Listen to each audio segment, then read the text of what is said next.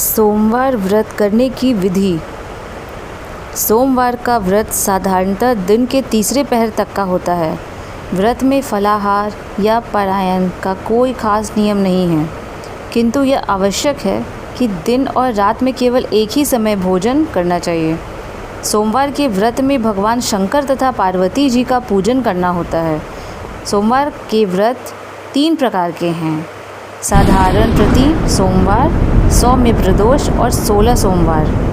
पूजा की विधि तो तीनों की एक जैसी ही है। शिव पूजन के पश्चात कथा सुनी जाती है। सोमवार व्रत, प्रदोष व्रत कथा, 16 सोमवार व्रत, तीनों की कथा अलग अलग मैं आपको बताऊंगी।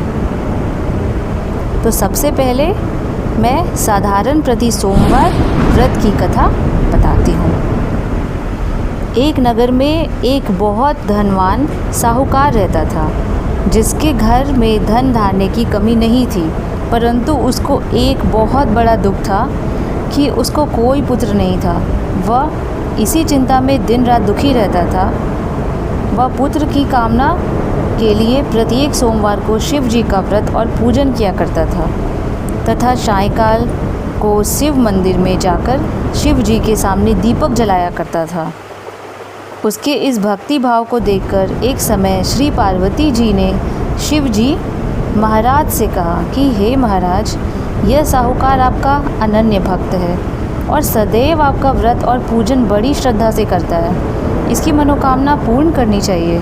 शिव जी ने कहा, हे पार्वती, यह संसार कर्म क्षेत्र है। किसान खेत में जैसा बीज बोता है वैसे ही फसल काटता है, अर्थात जो जैसा कर्म करता है वैसा ही फल पाता है।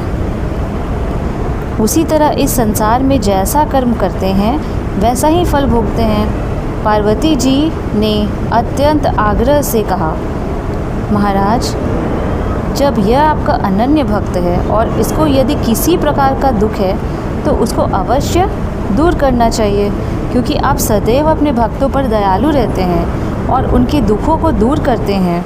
यदि आप ऐसा नहीं करेंगे तो मनुष्य आपकी सेवा तथा व्रत क्यों करेंगे? पार्वती का ऐसा आग्रह देख शिव जी महाराज कहने लगे, हे पार्वती, इसके कोई पुत्र नहीं है। इसी चिंता में यह अति दुखी रहता है। इसके भाग्य में पुत्र न होने पर मैं इसे पुत्र प्राप्ति का वर देता हूँ, परंतु यह पुत्र केवल 12 वर्ष तक ही जीवित रहेगा। इसके पश्चात वह मृत्यु को प्राप्त हो जाएगा। इससे अधिक मैं और कुछ नहीं कर सकता इसके लिए। यह सब बातें साहूकार भी सुन रहा था। इससे उसको न कुछ प्रसन्नता हुई और ना ही कुछ दुख हुआ। वह पहले जैसा ही शिव जी महाराज का व्रत और पूजन करता रहा। कुछ काल व्यतीत हो जाने पर साहूकार की स्त्री गर्भवती हुई और 10वें महीने में उसके गर्भ से अति सुंदर पुत्र की प्राप्ति हुई। साहूकार के घर में बहुत खुशी मनाई गई, परंतु साहूकार को केवल 12 वर्ष की उसकी आयु जानकर अधिक प्रसन्नता नहीं हुई और न ही किसी को यह भेद ही बताया। जब वह बालक 11 वर्ष का हो गया तो उस बालक की माता ने उसके पिता से विवाह आदि के लिए कहा, तो वह साहूकार कहने लगा कि अभी मैं इसका विवाह नहीं करूँगा, अपने पुत्र को काशी जी पढ़ने के लिए भेजूँगा। फिर साहूकार ने अपने साले अर्थात बालक के मामा को बुलाकर उसको बहुत सा धन देकर कहा, तुम इस बालक को काशी जी पढ़ने ले जाओ और रास्ते में जिस स्थान पर भी रुको यज्ञ तथा ब्राह्मणों को भोजन कराते जाना। वह दोनों मामा भांजे यज्ञ कराते और ब्राह्मणों को भोजन कराते जा रहे थे। रास्ते में उनको एक शहर पड़ा। उस शहर में राजा की कन्या का विवाह था और दूसरे राजा का लड़का जो विवाह कराने के लिए बारात लेकर आया था वह एक आंख से काना था। उसके पिता को इस बात की बड़ी चिंता थी कि कहीं वर को देखकर कन्या के माता पिता विवाह में किसी प्रकार की अड़चन पैदा ना कर दें। इस कारण जब उसने अति सुंदर सेठ के लड़के को देखा तो मन में विचार किया कि क्यों ना दरवाजे के समय इस लड़के को वर के रूप में काम चला लिया जाए। ऐसा विचार कर वर के पिता ने उस लड़के और मामा से बात की तो वे राजी हो गए। फिर उस लड़के को वर के कपड़े पहना तथा घोड़ी पर चढ़ाकर दरवाजे पर ले गए। वहाँ सब कार्य प्रसन्नता से पूर्ण हो गए। वर के पिता ने फिर सोचा कि यदि विवाह कार्य भी इसी लड़के से करा लिया जाए तो क्या बुराई है। ऐसा विचार कर लड़के और उसके मामा से कहा, यदि आप फेरों और कन्यादान के काम को भी करा दें तो आपकी बड़ी कृपा होगी। मैं इसके बदले में आपको बहुत धन दूंगा। तब उन्होंने यह भी स्वीकार कर लिया और विवाह कार्य भी बहुत अच्छी तरह से संपन्न हो गया। परंतु जिस समय लड़का जाने लगा तो उसने राजकुमारी की चुनरी के पल्ले पर लिख दिया कि तेरा विवाह तो मेरे साथ हुआ है, किंतु जिस राजकुमार के साथ तुमको भेजेंगे वह एक आँख से काना है।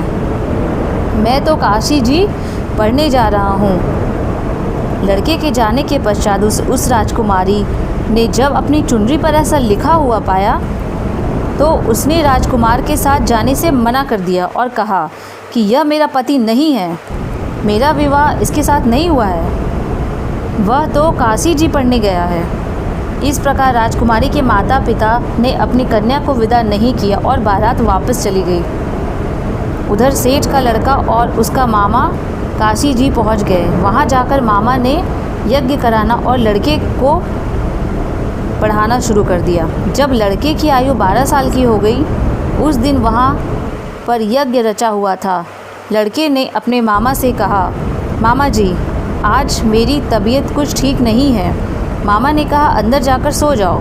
लड़का अंदर जाकर सो गया और थोड़ी देर में उसके प्राण निकल गए। जब उसके मामा ने आकर देखा तो वह मुर्दा पड़ा है तो उसे बड़ा दुख हुआ और उसने सोचा कि अगर मैं अभी रोना और पीटना मचा दूंगा तो यज्ञ का कार्य अधूरा रह जाएगा।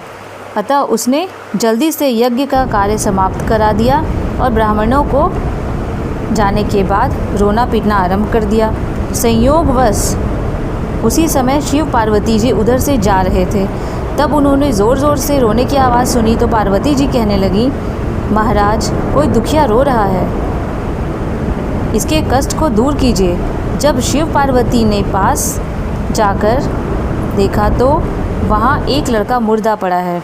पार्वती जी ने कहा, महाराज यह तो उसी सेठ का लड़का है जो आपने वरदान से हुआ है। शिव जी कहने लगे, हे पार्वती इसकी आयु इतनी ही थी, वह यह भोग चुका है। तब पार्वती जी ने कहा, हे महाराज इस बालक को और आयु दो, नहीं तो इसके माता पिता तड़प तड़प कर मर जाएंगे। पार्वती जी के बार बार आग्रह करने पर शिव जी ने उनको जीने का वरदान दे दिया। शिव जी महाराज की कृपा से लड़का जीवित हो गया तो शिव जी और पार्वती जी कैलाश पर्वत को चल दिए। अब लड़का और मामा उसी प्रकार यज्ञ करते तथा ब्राह्मणों को भोजन कराते अपने घर की ओर चल पड़े। एक दिन रास्ते में उसी शहर में आए जहाँ उसका विवाह हुआ था। वहाँ आकर उन्होंने जो यज्ञ आरंभ किया तो उस लड़के के ससुर राजा ने उसको पहचान लिया और अपने महल में ले जाकर उनकी बड़ी खातिर की। साथ ही बहुत से दास दासियों सहित आदरपूर्वक लड़की और जमाई को विदा कर दिया। वे अपने शहर के निकट आए तो मामा ने कहा कि मैं पहले तुम्हारे घर जाकर खबर कर आता हूँ। जब उस लड़के के मामा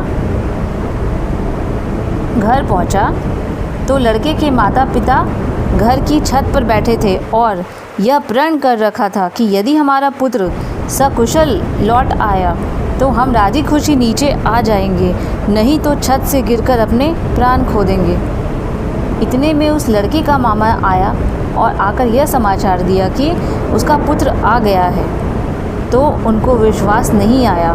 तब उसके मामा ने शपथ पूर्वक कहा कि आपका पुत्र अपनी स्त्री और बहुत सारा धन साथ लेकर आया है। तो सेठ जी ने आनंद के साथ उनका स्वागत किया। इस तरह वे बड़ी प्रसन्नता के साथ रहने लगे। जो कोई भी इस प्रकार से सोमवार का व्रत को धारण करता है अथवा इस कथा को पढ़ता है या सुनता है और सुनाता है, उसकी समस्त मनोकामनाएं पूर्ण होती है। तो बोलिए जय शिव महाराज की।